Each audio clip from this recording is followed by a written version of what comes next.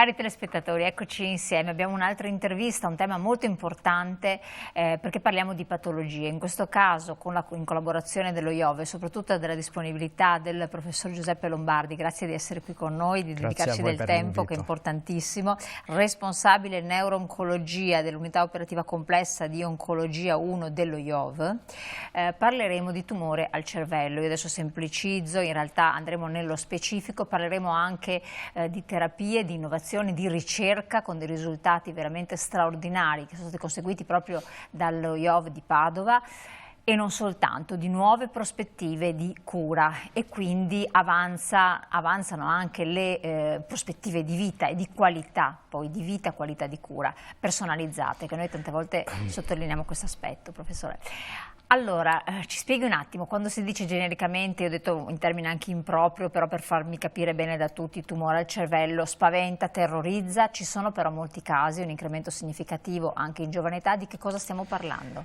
I tumori del cervello in realtà comprendono tumori del sistema nervoso centrale, quindi non solo del cervello ma anche del midollo spinale oppure del cervelletto, il tronco encefalico, insomma sono tutte strutture che interessano il cosiddetto sistema nervoso centrale.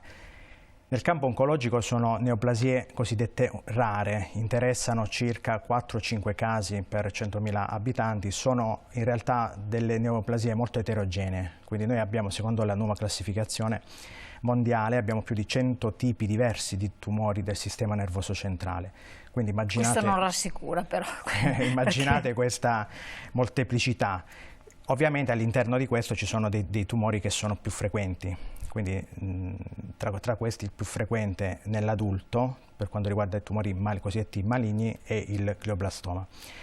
Il glioblastoma quindi è un tumore che ha un'incidenza che interessa soprattutto l'età adulta, quindi sopra i 50-55 anni c'è una crescita di questa incidenza, ma come appunto diceva noi lo stiamo vedendo purtroppo anche sempre più spesso anche in soggetti più giovani, quindi non è raro oggigiorno vedere purtroppo un paziente giovane affetto da questa patologia.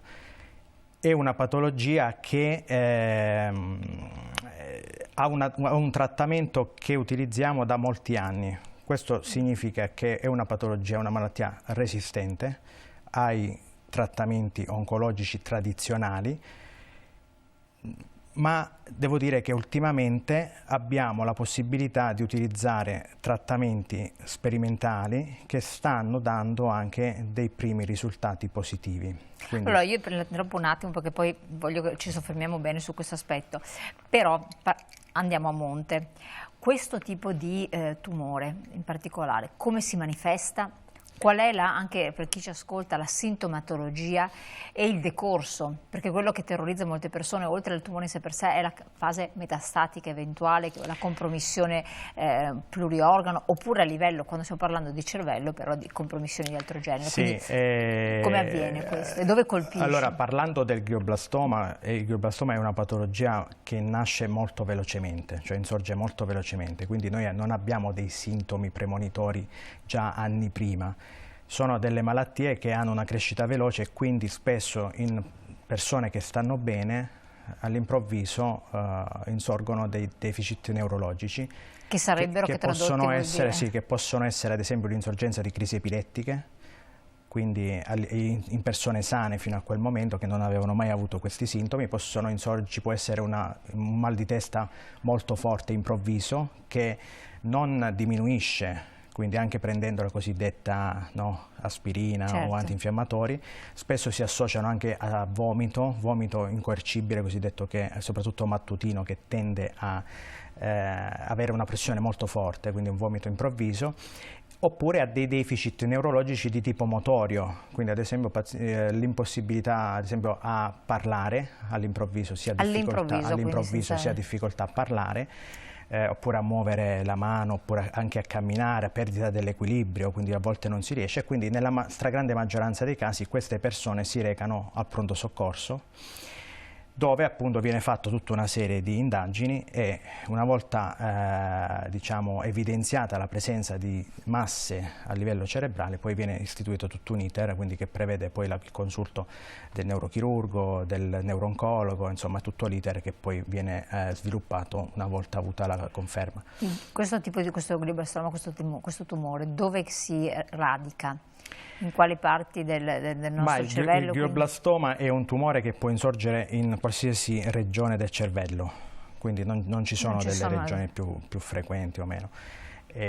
La particolarità è che non metastatizza ad altri organi, quindi rimane localizzato nel cervello e ha la caratteristica però di ricrescere quasi sempre nello stesso punto in cui si è formato la prima volta.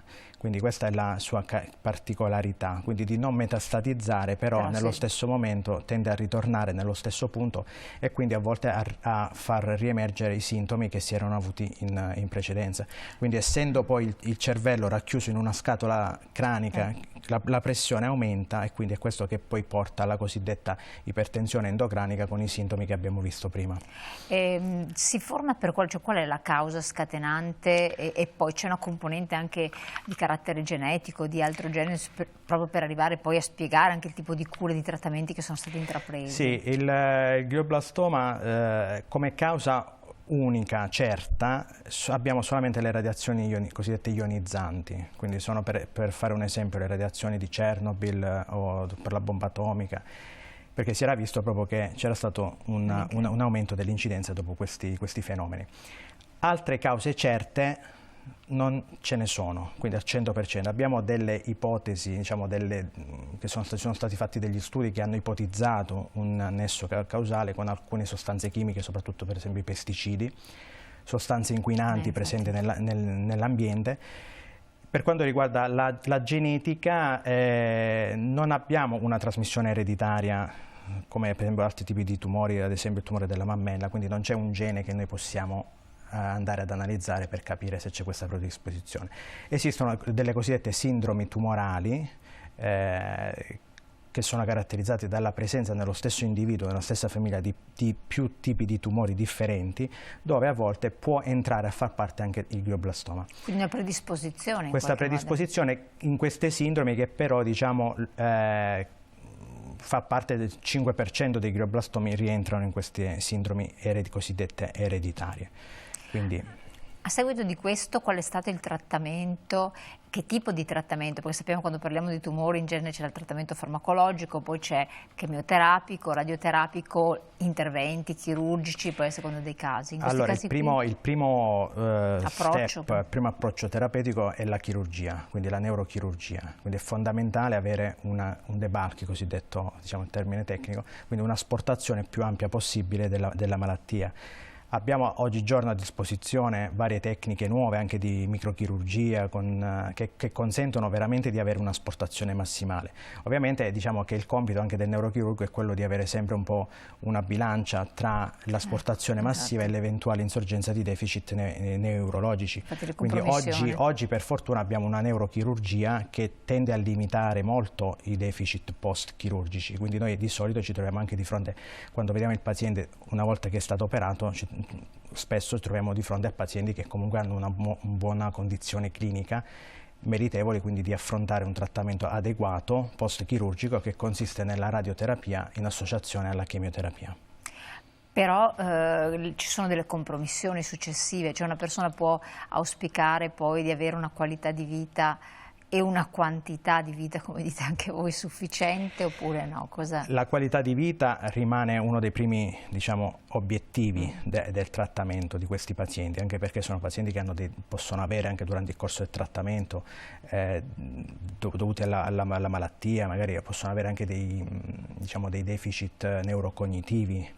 Quindi vuol dire che possono avere delle alterazioni anche nella capacità proprio di comprensione, dei deficit motori, quindi nel camminare, come dicevamo prima. Quindi c'è bisogno di un'assistenza che è uno dei nostri obiettivi anche qui allo IOV, in collaborazione, devo dire, anche con l'università, l'azienda ospedaliera di Padova. Quindi noi abbiamo un team a 360 gradi grazie a queste collaborazioni dove ci sono varie unità super specializzate, quindi dedicate a pazienti con tumori cerebrali, quindi non solo terapia farmacologica ma anche un supporto psicologico, la riabilitazione, un supporto neurologico, che è molto importante proprio per garantire una qualità di vita diciamo la più alta possibile, parallelamente al trattamento più adeguato possibile per garantire un'efficacia migliore del trattamento. Quindi una presa in carico da parte della struttura del paziente? Una presa in carico a 360 gradi, noi abbiamo un gruppo multidisciplinare proprio dedicato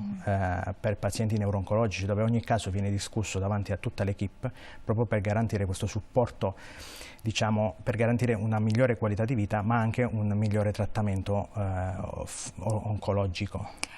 Quando parliamo di trattamenti oncologici farmacologico, che progressione c'è stato? Perché lì c'è sempre la grande questione di trattamenti anche mirati, personalizzati, da trattamenti standard fino a non molto tempo fa a qualcosa di sempre più preciso, e poi tra l'altro trattamenti con anche dei farmaci che possono essere sperimentali, però possono dare anche di giovamento, soprattutto perché poi vengono passati dal sistema sanitario, entri in un protocollo di sperimentazione e poi viene...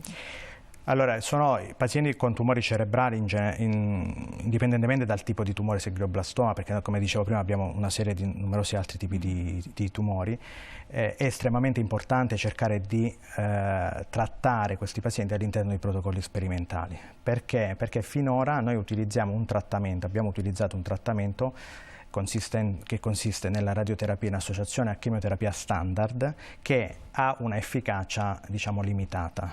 Quindi questo è stato un grande problema dei tumori cerebrali rispetto ad altri tipi di tumori, dove ad esempio abbiamo l'immunoterapia, che invece nei tumori cerebrali in questo momento non ha dato dei grossi risultati così come noi la conosciamo finora.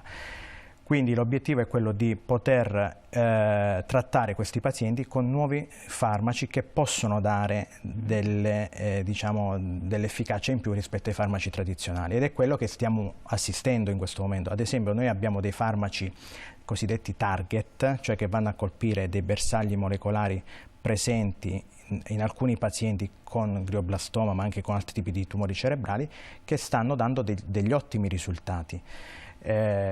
Quindi questo cosa significa? Significa che anche nei tumori cerebrali le terapie cosiddette personalizzate possono essere efficaci. Noi abbiamo partecipato ad uno studio internazionale che è stato presentato al congresso appunto internazionale ASCO qualche giorno fa, dove si è presentato per la prima volta in un sottogruppo di tumori chiamati gliomi di basso grado, che non è il glioblastoma ma è un altro tipo di tumore un po' meno aggressivo.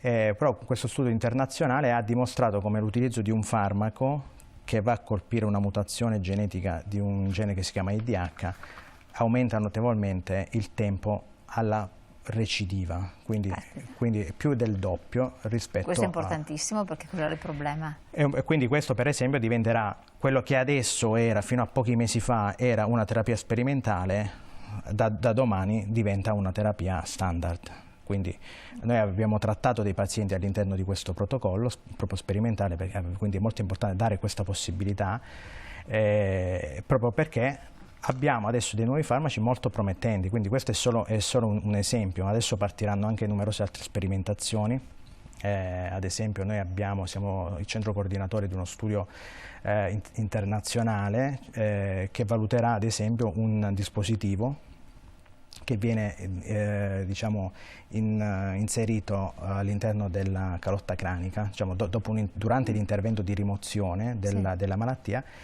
Si inserisce questo dispositivo che riesce ad aumentare la permeabilità della barriera ematoencefalica, cioè la barriera ematoencefalica non è altro che, immaginiamo appunto come una barriera che ostacola l'ingresso dei farmaci, quindi dal sangue all'interno del cervello. Questo è uno dei problemi di curare i tumori cerebrali, proprio perché rispetto ad altri tumori c'è anche questo meccanismo che diminuisce l'ingresso di farmaci.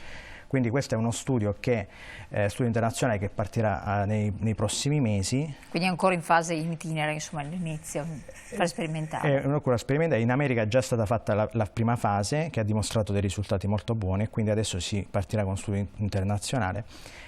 quindi anche Padova con lo IOV sarà uno dei centri di riferimento, anche in collaborazione con le neurochirurgie dell'Università Azienda Ospedaliera di Padova. Quando parliamo di questi studi sperimentali, c'è la pubblicità che incombe, non riesco a farle la domanda, gliela faccio tra pochissimi secondi. Abbiate pazienza, restate con noi che ci sono altre questioni molto importanti e quindi è bene che ci seguiate tra poco.